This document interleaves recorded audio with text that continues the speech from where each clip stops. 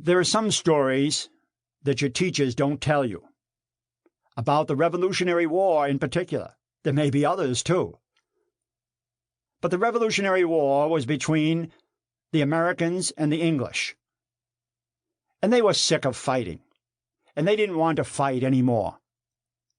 So they decided that they would have a track meet, and whoever won the track meet would win the war, and all the fighting would stop.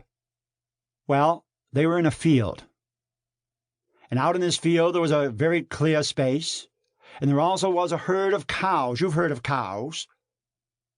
And they ran their track meet in this huge field. And the first event was the dashes. Now, Americans have always been good at dashes, so the Americans won the dashes. So they led 1-0.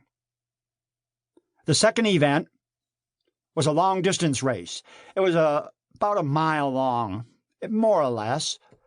The English have always been good at long distances, and so they won the long-distance race. And now is 1-1. The next event was the long jump. Now, back then, they didn't call it the long jump. They called it the broad jump.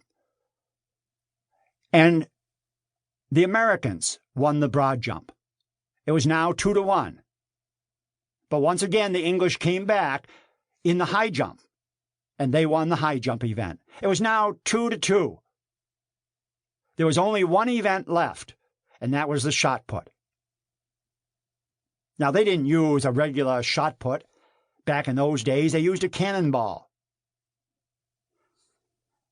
The English contestant stepped up to the front. This was in Yorktown, right out in that field. And that cannonball looked like a pea in his hands.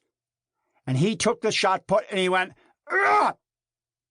And out went that shot put, that cannonball, out toward where the cows were. It landed right before where the cows were grazing. Oh, that's pretty good. That's pretty good. No one's going to beat that. Up came the American. Now, the American was a kind of a small guy. And instantly you heard groans from the crowd, especially the Americans.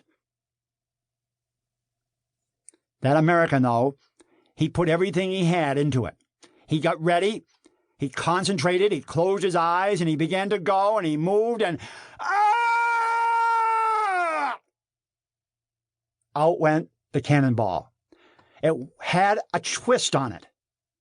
Not only did it go past where the cows were, but once it got to where the cows were, it started to twirl and twist and went completely around where the herd of cows was and landed exactly where the English contestants' cannonball had landed.